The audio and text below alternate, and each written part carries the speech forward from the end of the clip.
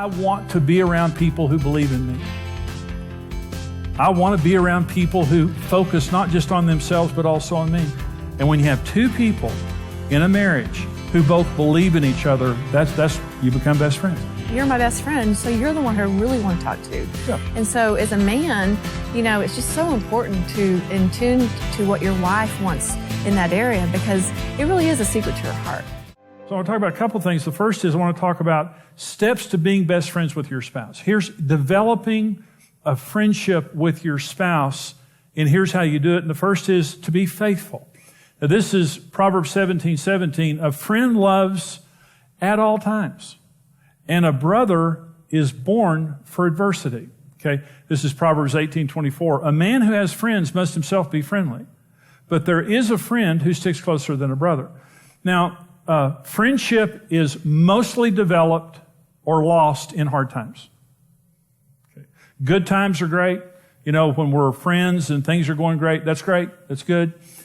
But when hard times hit, you will either gain my friendship more or lose my friendship more for what happens in hard times. Now, Karen and I, our marriage got healed, and the Lord miraculously healed our marriage, and people started coming to us for marriage counseling, and I came on staff at the church. So I was speaking in front of people. I'd never done that before. I was terrified of that, of every issue I was. Well, I lost my friendship with Karen. Karen became the enemy. And I was trying to succeed at church, and I was trying to be all things to all people and not fail. I lost a couple of years with my kids. I don't remember those years. I have vague memories of those years, but I don't remember them very well. And the only thing I remember was just working my tail off, trying to not fail. And the motivation was fear. It was 100% fear. And I would come home at night, and Karen's a great woman. She's just a great wife, but I would come home at night, and what I wanted her to do when I came in at night was say, "You poor baby, you've been fighting evil all day. You come in here and you don't lift a finger. We got you taken care of." And that's what I wanted. Okay, but that's not what happened. And I would come in the house, after a 12 to 14 day at work, 7 days a week. And she said, "I need this, Brent needs this, and Julie needs this." And it grated on me. And I thought, I am trying to pastor a church. I'm trying to minister to people. I've been visiting the hospitals. I've been counseling. I've been doing funerals and weddings. I've been preparing for messages and all this kind of stuff. And so she would just stand there and look at me. I mean, I was exhausted. I was just gone. And she would just look at me like, "I need this. Brent needs this, and Julie needs this." And I thought, "Sister, you're persecuting the Lord's anointed. God's going to strike you dead. And you better watch it." Oh my gosh. So we started fighting about that.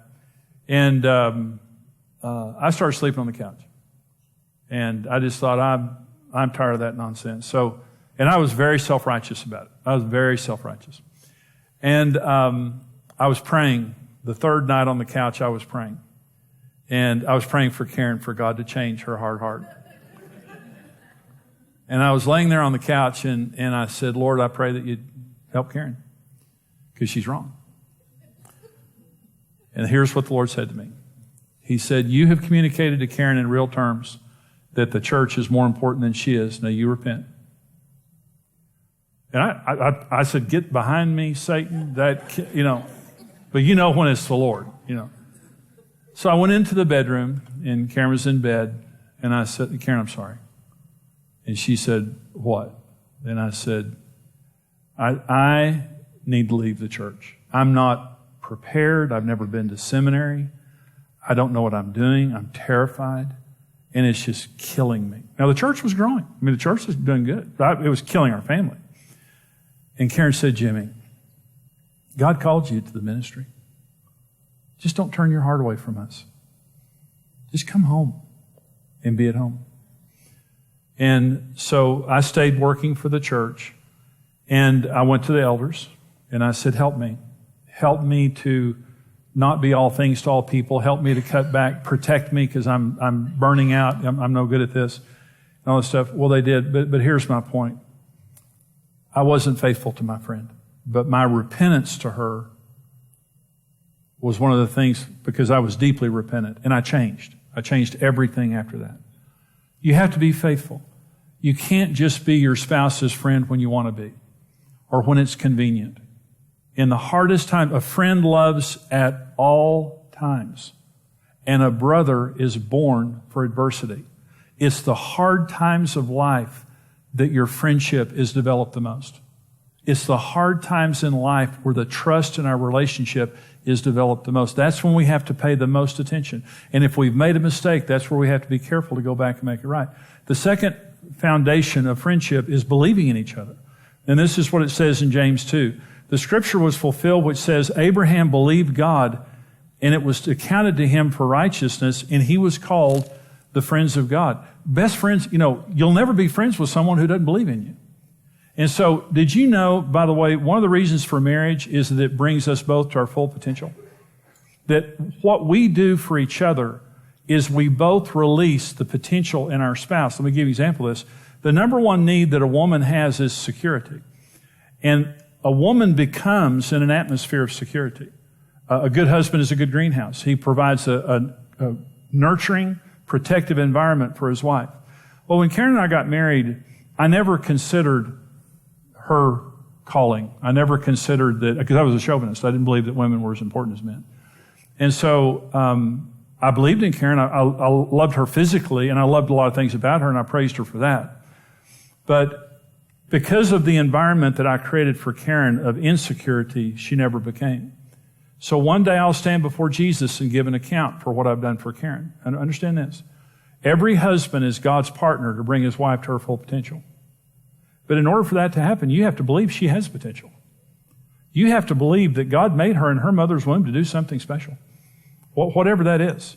And as a husband, my job is to be God's partner, to find out why God created Karen and to believe in that. In other words, if I don't get mine, she's going to get hers. More important than me getting there, I want to get her there. I want to make sure that my wife understands if she's a stay-at-home mom, if she's a teacher, if she's a nurse or a doctor, if she's an astrophysicist, I want her to know that it is very important for me that she gets where God created her to be, that I believe in her. And that's what heals women. What scars women is for them to be lesser, not believed in, have to fight for everything that they get. So it's a husband's role to believe in his wife, to speak destiny into her. In other words, not boss her around, but to agree with her that there's a special call in her life for every woman. Men become in an atmosphere of praise. A man's number one need is respect. We don't need what women need. We need respect. Men become in an atmosphere where they're respected and praised. A good wife is a good cheerleader. A good husband is a good greenhouse, but a good wife is a good cheerleader. And the more you praise your husband, see, 1 Peter 3 says, a wife can change her husband without a word as he observes your chaste and respectful behavior. Respect is so powerful in the life of a man, will change our behavior for the person giving it to us. You can win your husband. If your husband's doing the wrong thing, you can win your husband as he observes your chaste and respectful behavior. It is so powerful. When we believe in each other, it's inductive. I want to be around people who believe in me. I want to be around people who focus not just on themselves, but also on me. And when you have two people in a marriage who both believe in each other, that's you become best friends. The third thing is embracing each other's differences, is that we become friends by embracing each other's differences. You never have a friend who criticizes you all the time and who rejects your differences. Now, if you married someone normal, they're not like you. Now, that doesn't sound good, but it's right. If you married a normal person, they're just completely opposite of you. Now, we need to be compatible, but compatibility is not based on sameness. Compatibility is based on character and values. Do we believe in the same things? Are we going the same place? Do we want the basic same things in life? That's what makes us compatible. But even if you're very compatible, if you marry your perfect soulmate, you're just completely different than they are. And there's three types of differences in marriage. There are rejected differences, there are tolerated differences, and there are celebrated differences. When Karen and I got married, I completely rejected her differences. She was a normal woman, but I didn't understand women. And I just thought, I'm normal. She's not like me, so she's not normal. And, there's the old saying that marriage is about becoming one. The question is, which one? And a lot of times we get married, and rather than accepting the differences in our spouse, we try to train them to be like us, which is impossible. You can't change the unchangeable. And the surest way to fail is try to change the unchangeable. A woman's number one need is the need of security. Her number two need is open and honest communication. Her number three need is soft, non-sexual affection. Her number four need is for leadership, for her husband to be the loving initiator. Man's number one need is respect. His number two need is sex. His number three need is to be friends with his wife. And his number four need is domestic support. How can you get any more different than that? We're different. We're two halves of a whole. And so many times in marriage, rejected differences mean you're weird. You need to be like me, because if you were like me, you wouldn't be weird anymore. But you're just, and I would say to Karen, when we first got married, she would say something, I'd say, that is so weird. It wasn't weird. She was just being normal. She was just being a woman, but I rejected it. The second thing is tolerated differences. It's, I get it. Women, you can't live with them. You can't live without them. I'll tolerate you. You're pretty, so you can hang around. Celebrated differences. I'm so glad you're on my team. I just think you're awesome. We fit together just like this, don't we? All of my weaknesses, you fill them in. Isn't it just awesome how God put us together? You never are friends with someone who puts you down. You're never friends with someone who doesn't believe in you. Number four, be real and transparent and allow your spouse the same right. Be real. This is John 15:15. No longer do I call you servants, for a servant does not know what his master is doing, but I have called you friends, for all the things that I heard from my Father, I made known to you. And so friendship means being honest. Okay, this is the next one here. Be a safe place of refuge for your spouse. If there's going to be honesty in the relationship, it just means I'm going to be listen, okay, here's how you know who your best friend is. It's the first person you call when something great or bad happens.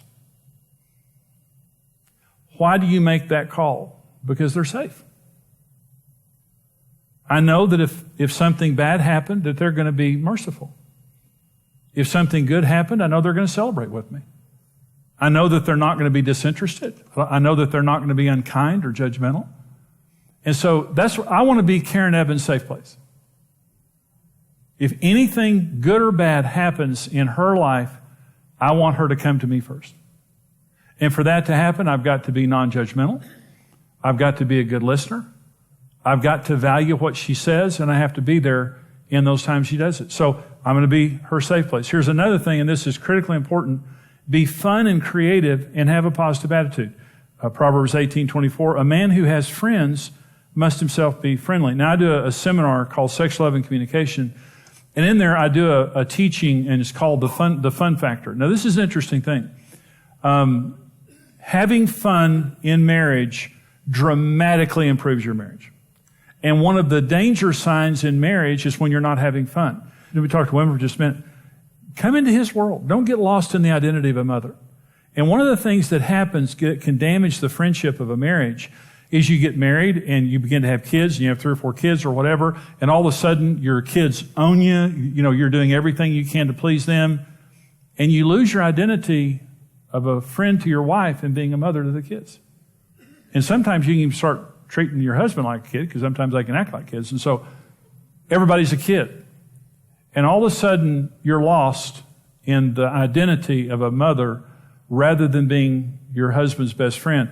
And one of the most important things is to have fun with your husband and to go into his world, to find things that you enjoy doing together. But I told the story recently about a couple that their marriage was healed because she went deer hunting with him. And she didn't deer hunt. But their marriage was in trouble. And she said to her husband, he was going deer hunting, can I come with you? And he just turned to look at her like, sure, you can come with me. We love that. We love that. And it doesn't have to, women a lot of times, they consider a date something that you really worked hard on. But a man, it's a date if we jump in the pickup and go down to 7-Eleven. I mean, it's just being with you is a date. Just being in your presence, having fun and hanging out, that's a date. So you work hard at having fun. The last thing is bearing each other's burdens. This is Proverbs 17:17. A friend loves at all times, and a brother is born for adversity. Galatians 6 says, bear one another's burdens and so fulfill the law of Christ. Well, that's what friends do. So when Karen and I wake up in the morning until the time we go to bed, now this is the truth, we serve each other. That's all we do. I do the stuff I'm good at. Karen does the stuff she's good at.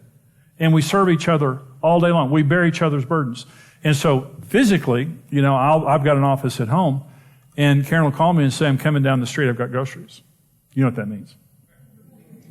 That means meet me in the garage. There's some fetching and toting you're about to do. Okay, I do that. I love it. See, here's another way to say that. My friend is not someone who stands back watching me do something and doesn't help. Right? Friends help. You're moving and they say, you need some help? Something's going on, so you need some help? That's my friend. My friend is not going to sit there and watch me do something that's a burden and not help me. So my job is to do what I'm best at. So Karen will say to me today, can you go get the mail? Can you do this? I fold clothes. I vacuum. I make beds. I don't cook for health and safety reasons. There's limits to what I can do. But Karen serves me all day long. When I was getting ready to come here tonight, Karen said, what do you need? And I said, would you mind doing this and this? No. She goes and does it.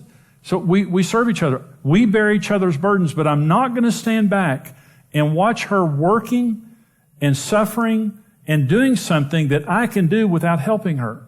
Because, why? Because we're friends. And so if you didn't develop the right skills of being friends, maybe when you're dating and maybe your friendship has taken a hit from some issues that you've had in your marriage, again, these things, anybody can do this. When you're working on your marriage, you say, we're going to be friends again.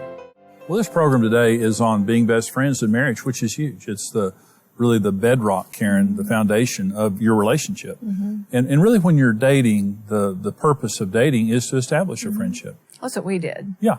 I mean, we became really best friends immediately. I mean, we talked about everything. Yeah. And we dated for so long. We dated for 4 years, so we got to know each other. Mm-hmm. Huge. It was like the best thing that could have happened to our relationship. Well, sometimes people, their friendship, they had a friendship, but in the midst of marriage, it kind of eroded. In fact, we have a couple of questions from viewers here. Okay. My wife treats me more like her child rather than her friend.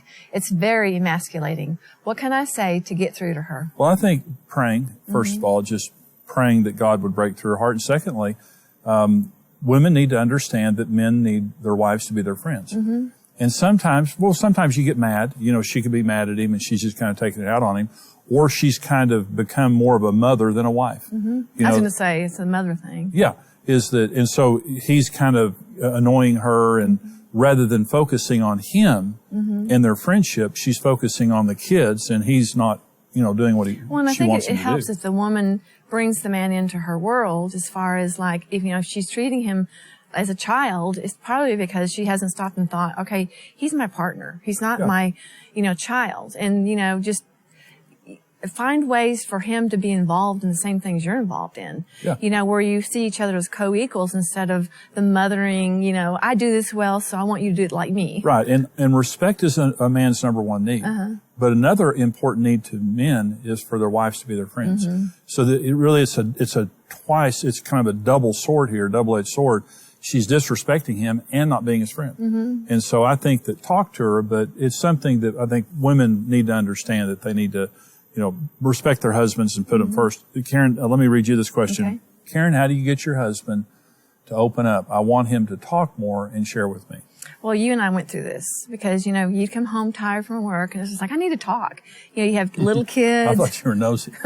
And I wasn't. And so, I am kind of, no, that's okay. But anyway, it's just that time to be able to talk. A woman needs that. That's why we have girlfriends. Sure. But her best friend, you're my best friend, so you're the one I really want to talk to. Yeah. And so as a man, it's just so important to in tune to what your wife wants in that area, because it really is a secret to her heart. To be able to communicate. Open and honest communication is one of a woman's most important needs. Mm-hmm, to be able to communicate with each other and to share each other's feelings. And even as a guy, you may be bored. And there's times I've said, you're checking out, I'm talking. Yeah. You still need to stay engaged, Well, it's not one of my major needs, but I enjoy it. I didn't back then. But when we began to talk, it really was enjoyable to me. Mm-hmm. Okay. But the other thing is, It doesn't matter if I want it or not. It matters that you need it. Exactly. The secret of being friends is meeting a need in your spouse that you don't have. Mm-hmm. Because most of our needs are different. And sometimes we think, well, if I had a good marriage, if I married my soulmate, they would need everything that I do. Mm-hmm. That's not true at all. And so when you need to talk, this woman's saying, how do I get my husband to open up and talk? The number one way to do that is to, well, first of all, meet his needs. Mm-hmm. You know, come into his world, meet his needs. But tell him, honey, I need to talk. I need to, you know, and honestly, we have resources that help. Marriage on the Rock is an example of this. You know, Our Secret Paradise, the resource we're offering right now, talks about, you know, how to open up to each other and how to develop intimacy in your relationship. And so we're almost out of time here, but again, this program is on being best friends. Karen and I are best friends, mm-hmm. and our friendship is the foundation of our relationship, but we work at it. It's something that we have to work on to keep it the way that it should be.